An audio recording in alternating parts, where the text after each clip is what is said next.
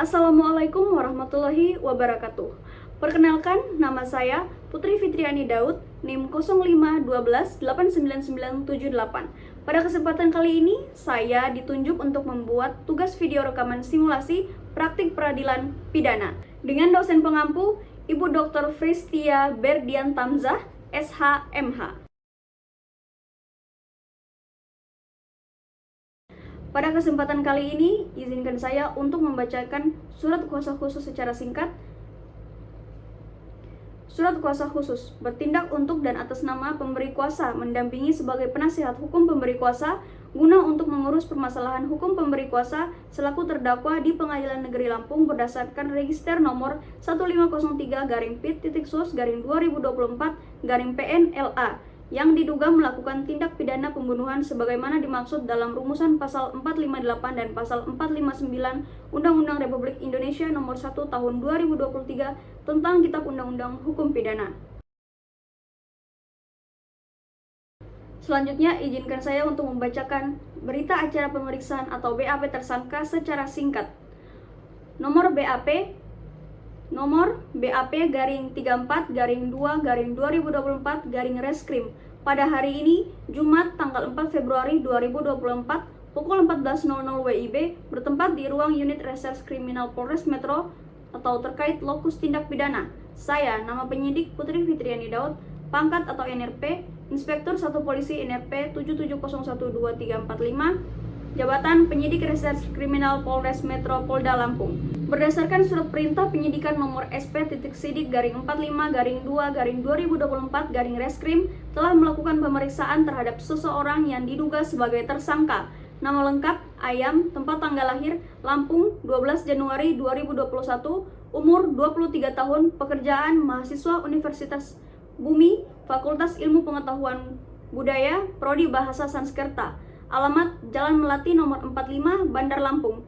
Agama Islam, kebangsaan Indonesia. Selanjutnya disebut sebagai tersangka.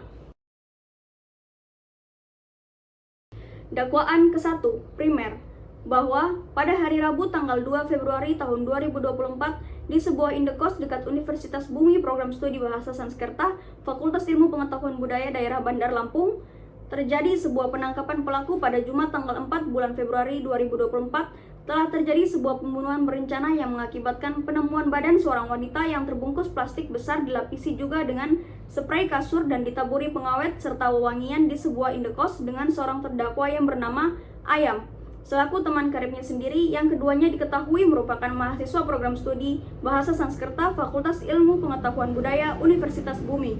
Terdakwa yang secara melawan hukum melakukan perbuatan yang mengakibatkan dengan sengaja melakukan perbuatan tindak pidana pembunuhan berencana terhadap teman karibnya sendiri yang bernama Bebek selaku korban yang berusia 19 tahun.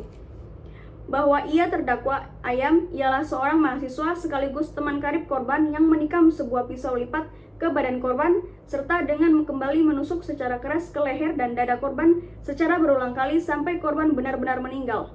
Bahwa dalam pertemuan tersebut dilakukan atas dasar rasa iri akan kesuksesan korban dan juga terkait dengan masalah perekonomian terdakwa, terlilit tunggakan pembayaran kosan dan terlilit hutang dalam pinjaman online. Bahwa berdasarkan motif atau rasa iri akan kesuksesan korban dan juga terkait dengan masalah perekonomian, terdakwa terpaksa melakukan sebuah pembunuhan berencana yang terinspirasi juga dari sebuah film narcos di Netflix, sehingga terdakwa melakukan tindakan tersebut, yaitu membunuh korban dengan sadis. Bahwa alasan terdakwa mengantar korban balik ke indekos dikarenakan korban dan terdakwa merupakan sepasang teman karib dan cukup dekat, bahkan terdakwa seringkali datang ke kosan korban dan sering saling bertukar cerita di kamar kos korban. Bahwa awalnya terdakwa sudah menyimpan sebuah pisau lipat di dalam jok motor, setelah itu terdakwa mengantar korban kembali ke kosannya. Setelah tiba di kosan, terdakwa mengambil pisau lipat dan menyembunyikannya di dalam saku celana. Bahwa ketika terdakwa berpura-pura hendak mau pulang, terdakwa sempat seakan-akan mau berpamitan pulang kepada korban. Setelah itu, terdakwa mengeluarkan pisau dari saku celana terdakwa dan kemudian menusuk pisau tersebut ke badan korban. Bahwa pada saat kejadian tersebut, korban sempat melawan dengan cara menggigit tangan terdakwa. Namun, terdakwa kembali melawan secara keras dengan cara menikam leher dan dada korban secara berulang kali sampai korban benar-benar meninggal. Bahwa setelah pembunuhan dilakukan, ada barang-barang milik korban yang diambil terdakwa untuk dapat dijual seperti laptop, MacBook, ponsel, dan juga uang tunai yang berada di dompet korban. Tindakan terdakwa dalam hal ini secara berencana dan terang-terangan dengan sengaja melakukan tindakan pembunuhan dengan sengaja yang dilakukan dengan tangan-tangan terdakwa berupa menusuk pisau lipat ke badan korban dan setelah itu ditikam ke leher dan dada korban berulang kali hingga akhirnya tumbang. Sebagaimana perbuatan terdakwa diatur dalam pasal 459 tentang Kitab Undang-Undang Hukum Pidana. Berikut ini merupakan surat eksepsi atau nota keberatan yang akan saya bacakan secara singkat.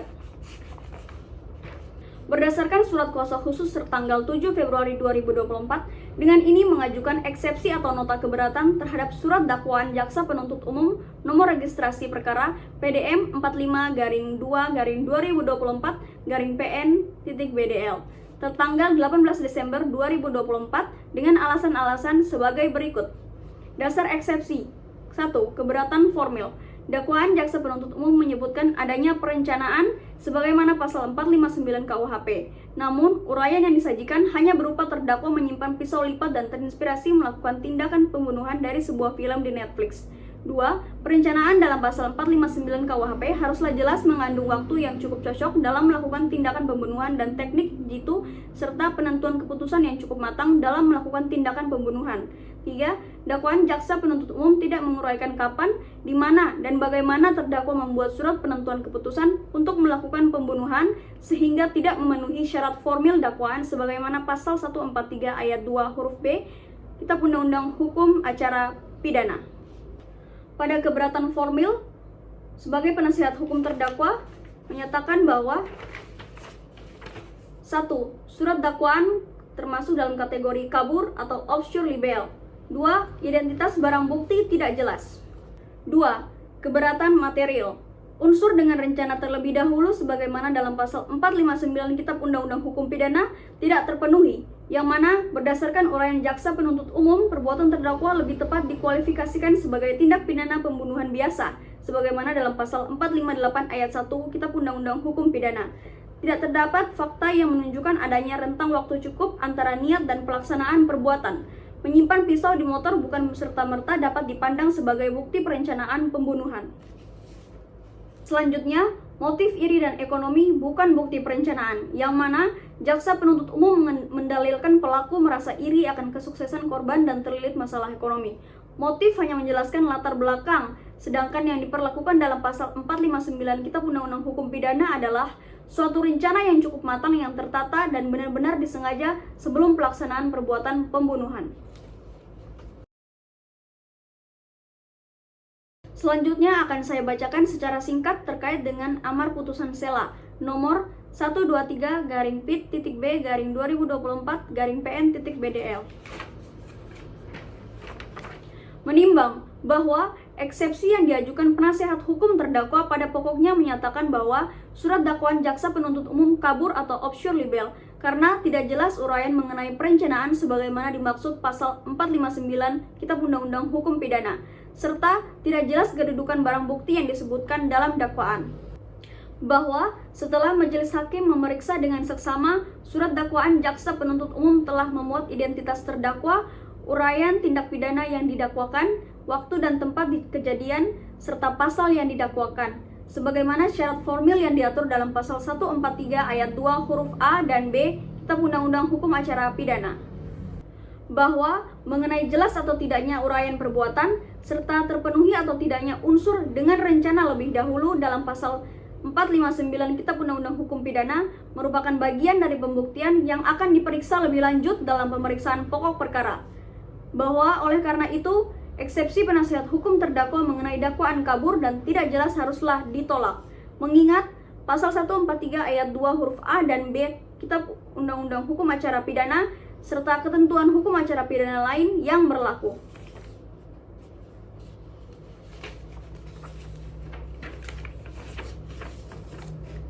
Mengadili menyatakan tidak dapat diterima eksepsi atau nota keberatan yang diajukan oleh penasehat hukum terdakwa untuk seluruhnya, menyatakan bahwa Surat dakwaan Jaksa Penuntut Umum nomor registrasi perkara PDE 45-2/2024-PN.BDL telah memenuhi syarat formil dan material sebagaimana dimaksud pasal 143 ayat 2 Kitab Undang-Undang Hukum Acara Pidana. Menyatakan bahwa surat dakwaan ialah sah untuk dijadikan dasar untuk pemeriksaan perkara pidana atas nama terdakwa Ayam dilanjutkan dengan pemeriksaan pokok perkara. Menyatakan pemeriksaan perkara atas nama terdakwa Ayam agar perkara ini segera dilanjutkan dengan menghadirkan terdakwa, saksi-saksi, dan barang bukti di persidangan atau alat bukti lainnya. Membebankan biaya perkara dalam putusan akhir.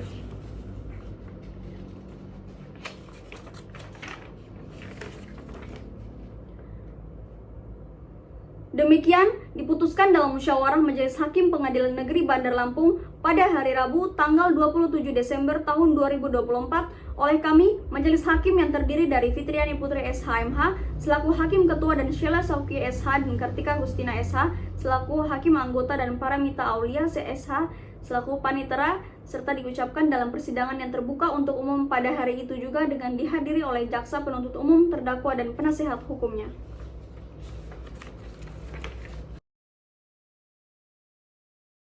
Selanjutnya terkait dengan pembuktian yang akan saya bacakan secara singkat. Barang bukti pada kasus pembunuhan tersebut yaitu berupa pisau lipat. Dalam hal ini, barang bukti sendiri merupakan benda yang digunakan oleh pelaku untuk melakukan tindak pidana tersebut. Sebagaimana yang dirumuskan dalam pasal 184 ayat 1 Kitab Undang-Undang Hukum Acara Pidana menegaskan bahwa alat bukti yang sah terdapat 5 macam, yakni 1. Keterangan saksi-saksi. Pada kasus tersebut, keterangan saksi berdasarkan dari beberapa tetangga kos korban. 2. Keterangan ahli. 3. Surat atau dapat berbentuk akta otentik maupun yang bukan merupakan akta otentik. 4. Petunjuk atau berupa data atau informasi. Pada kasus tersebut, petunjuk yang didapat berdasar dari timbul kecurigaan dari pihak keluarga ketika mereka tidak bisa menghubungi korban sudah hampir 2 minggu tidak ada kabar. Kemudian keluarga korban mengunjungi kos. Ketika di kos, pintu telah digedor oleh keluarga cukup lama, yakni 1 jam kemudian menghubungi pemilik kos dan berhasil dibuka terlihat di dalam kamar kos korban, terbungkus plastik besar dilapisi juga dengan spray kasur dan ditaburi pengawet serta wewangian. Tak hanya itu, keterangan juga dilihat berdasarkan dari CCTV in the kos. 5. Keterangan terdakwa. Pada kasus tersebut, pada keterangan yang ditemukan juga pelaku sempat mengambil barang-barang atau milik korban yang diambil pelaku berupa laptop, MacBook, dompet, dan ponsel. Pada intinya, alat bukti bukanlah barang bukti, tetapi barang bukti dapat menjadi sumber dari alat bukti tersebut. Selanjutnya, berdasarkan sepemahaman saya, barang bukti pada kasus tersebut tidak dapat dikonversi menjadi alat bukti, karena pada dasarnya antara barang bukti dan alat bukti tersebut merupakan kedua hal yang berbeda, namun saling berkaitan satu sama lain. Alat bukti bukanlah barang bukti, tetapi barang bukti dapat menjadi sumber dari alat bukti tersebut. Selanjutnya akan saya bacakan secara singkat mengenai surat tuntutan dalam nomor registrasi perkara PDM 45-2/2024-PN.BDL, Kejaksaan Negeri Bandar Lampung. Hal-hal yang memberatkan dan meringankan. 1. Hal-hal yang memberatkan. Perbuatan terdakwa, korban mengalami hilang nyawa. Tindakan terdakwa yang membunuh korban secara berulang-ulang hingga hilang nyawa.